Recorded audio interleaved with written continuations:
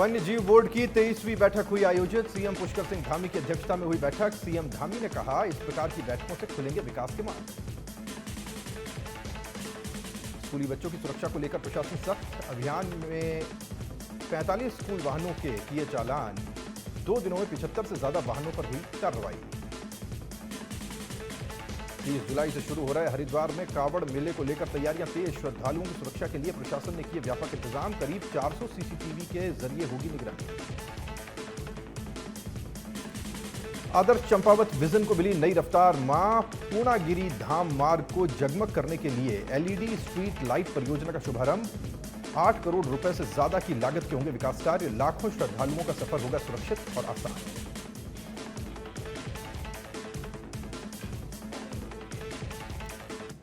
नमस्कार, बहुत स्वागत है आपके साथ मैं राहुल अवस्थी। मुख्यमंत्री पुष्कर सिंह धामी की अध्यक्षता में सचिवालय में राज्य वन्यजीव बोर्ड की 23वीं बैठक आयोजित की गई। बैठक में प्रदेश में वन्यजीव संरक्षण और विकास से जुड़ी हुए महत्वपूर्ण मुद्दों पर चर्चा की गई। मुख्यमंत्री ने कहा कि उत्तराखंड में वाइल्ड लाइफ और फॉरेस्ट का बहुत बड़ा महत्व है। राज्य का 70% से ज्यादा क्षेत्र वन क्षेत्र है, इसीलिए राज्य का विकास काफी हद तक वन विभाग के साथ जुड़ा हुआ है। सीएम ने कहा कि हमारे राज्य का विकास वन विभाग से होकर गुजरता है, इसलिए इस प्रकार की बैठकों से यहां के विकास के मार्ग खुलेंगे और विकास योजनाओं को गति मिलेगी।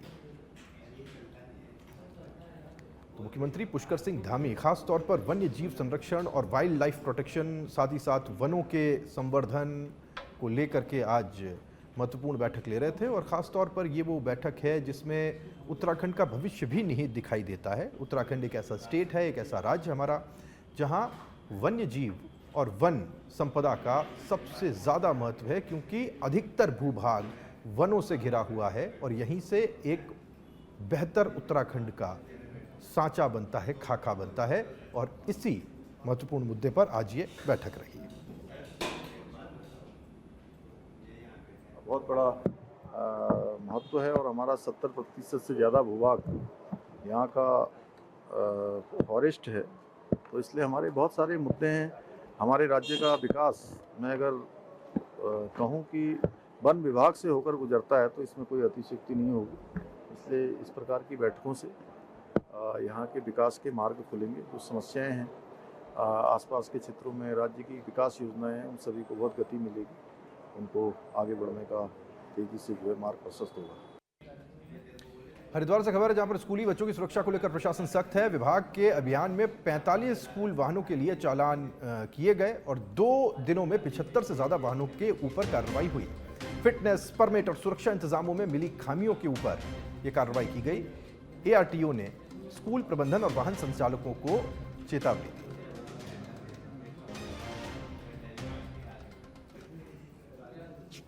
में बच्चों को लाने ले जाने वाले वाहन हैं, उनकी जांच की जा रही है।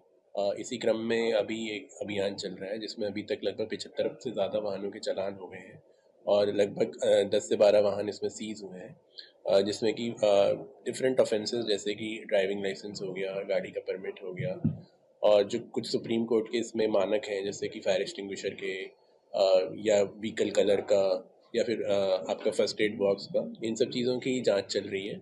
और जितने भी वाहन इसमें मानकों के अनुरूप नहीं मिल रहे हैं उनके खिलाफ चालानी कार्रवाई की जा रही है। देखिए, इसमें हम एक डेटा ये भी मेंटेन कर रहे हैं कि किस स्कूल की व्हीकल्स का कितना चालान हो रहा है, तो हम उसी हिसाब से स्कूल्स को भी नोटिस देंगे। और एक जो हम ये भी देखते हैं कि बहुत सारे स्कूल्स में जो जुवेनाइल होते हैं, जो 16 साल से 18 साल से कम के बच्चे होते हैं जिनको कि डीएल नहीं मिलता है, वो भी गाड़ियों से स्कूल में आते हैं। तो ऐसे भी हम इसकी भी चेकिंग कर रहे हैं और उसमें हम उन स्कूल्स की भी रैंकिंग करेंगे कि ऐसे कितने स्कूल थे।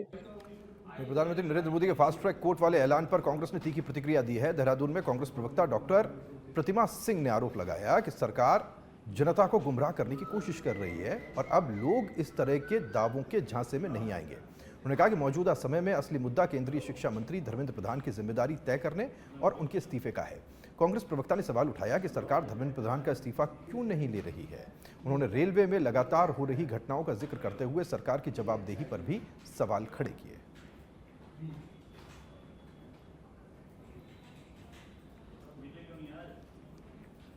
क्योंकि जो अपराधी हैं, आपने अपराधियों को तो शरण दे रखी है। जब अपराधियों को आपने शरण दे रखी है तो फास्ट ट्रैक कोर्ट किसके खिलाफ कार्रवाई करने का कार्य करेगी?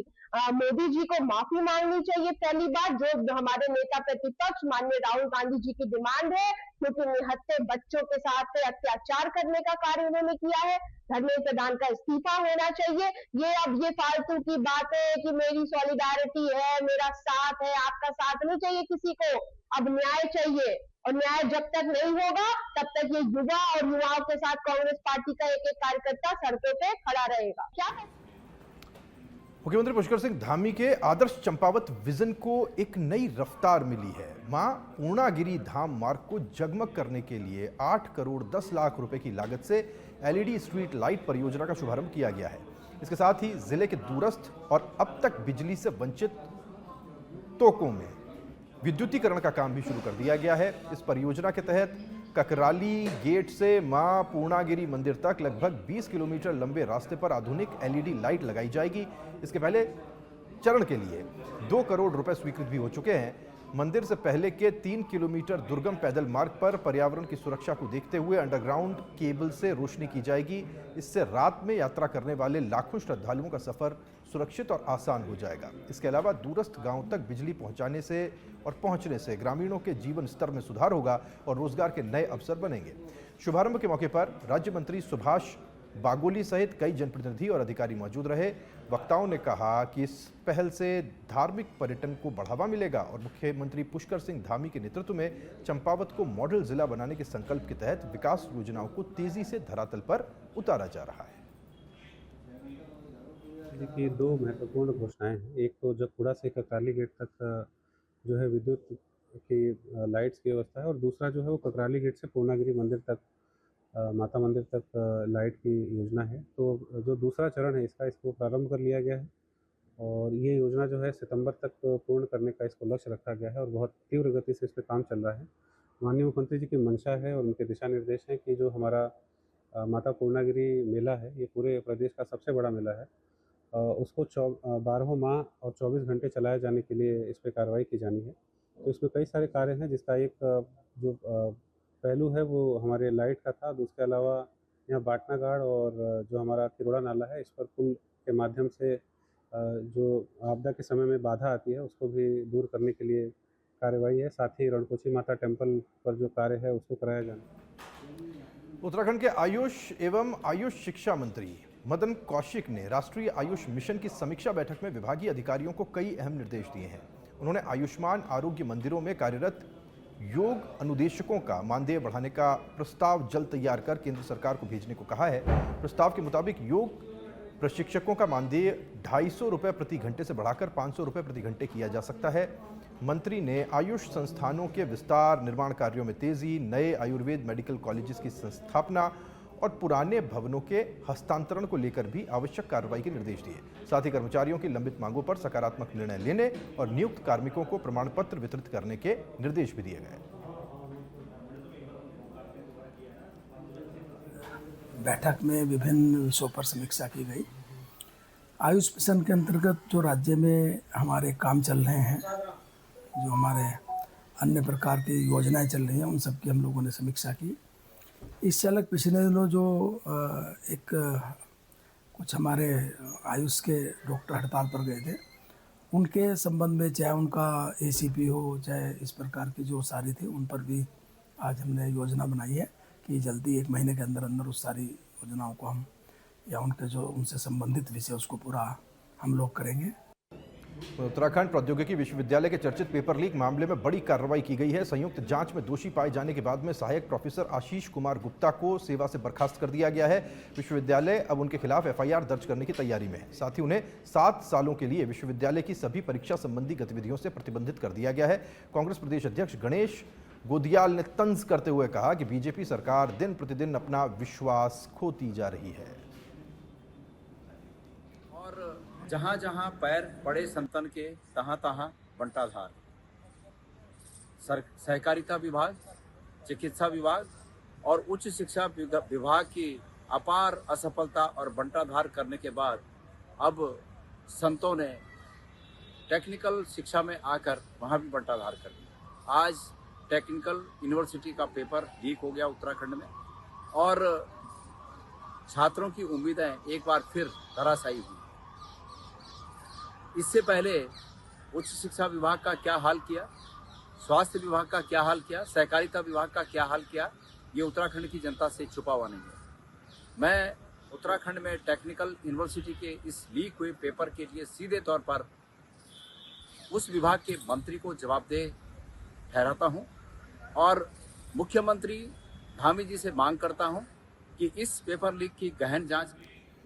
उत्तराखंड में नर्सिंग स्टाफ भर्ती को लेकर विवाद लगातार गहराता जा रहा है। वर्षवार भर्ती की मांग को लेकर पिछले 8 महीनों से आंदोलन कर रहे नर्सिंग अभ्यर्थियों ने देहरादून में मुख्यमंत्री आवास का घेराव कर जोरदार प्रदर्शन किया। प्रदर्शन के दौरान सरकार के खिलाफ नारेबाजी करते हुए अभ्यर्थियों ने अपनी मांगें जल्द पूरी करने की मांग की। इससे पहले स्वास्थ्य मंत्री डॉक्टर सुबोध उनियाल के आवास के बाहर 3 महिला अभ्यर्थियों द्वारा कथित रूप से जहरीला पदार्थ पीने की घटना ने मामले को और भी गंभीर बना दिया है। नर्सिंग एकता मंच ने भर्ती परीक्षा में पेपर लीक के आरोप भी लगाए। वहीं एक महिला अभ्यर्थी की हालत गंभीर बताई जा रही है। लिखित रूप में आश्वासन दिया गया था डीजे हेल्थ मैडम के द्वारा कि अंतिम बार जो छूटे हुए अभ्यर्थी हैं इनको वर्षवार दिया जाना चाहिए, और उसके बाद सरकार के कहीं ना कहीं एक तरफा व्यवहार, जो ये वादा खिलाफी है, जो इन्होंने अपने आपसी बातों से मुकर रहे हैं और इतनी जल्दी एग्जाम डेट निकाल दी, जबकि तमाम ऐसे बच्चे जिन्होंने फॉर्म भी फिलअप नहीं किए, उनके भविष्य को बारे में न सोचते हुए एक तरफा जो डिसीजन लिया। कई लोग 8 महीने से हम लोग धरने पर हैं, लोग अपने जॉब इस समय छोड़ रखे हैं, कई लोग ऐसे हैं सिंगल पेरेंट्स मदर है, बहुत सारे लोग हमारे डिप्रेशन में हैं। और जो कल वहाँ पे स्वास्थ्य मंत्री आवास के सामने हुआ, वो भी कहीं ना कहीं कुछ लड़कियों का डिप्रेशन में इस कदर है, उनके द्वारा जो स्टेप लिया गया।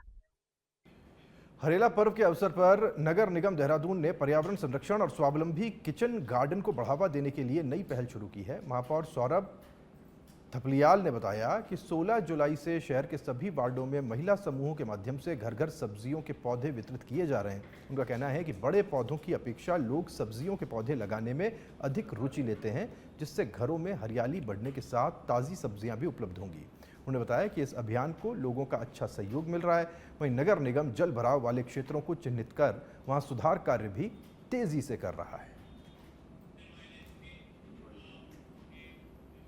हरिद्वार में कांवड़ मेले को लेकर पुलिस प्रशासन पूरी तरह अलर्ट मोड में है। 30 जुलाई शुरू होने वाले कांवड़ मेले के लिए सुरक्षा के व्यापक इंतजाम किए गए हैं, तो वहीं शिव भक्तों की सुरक्षित और सुचारू यात्रा सुनिश्चित करने के लिए हरिद्वार पुलिस ने हाईटेक निगरानी, अतिरिक्त पुलिस बल और विशेष सुरक्षा एजेंसियों की तैनाती के साथ विस्तृत सुरक्षा योजना तैयार की है।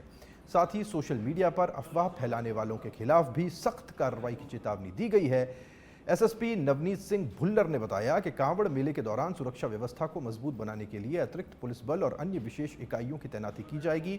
मेले की निगरानी के लिए पहले से लगे 301 सीसीटीवी कैमरों के साथ 100 अतिरिक्त कैमरे लगाए जा रहे हैं। इसके अलावा ड्रोन के माध्यम से भी 24 घंटे निगरानी रखी जाएगी।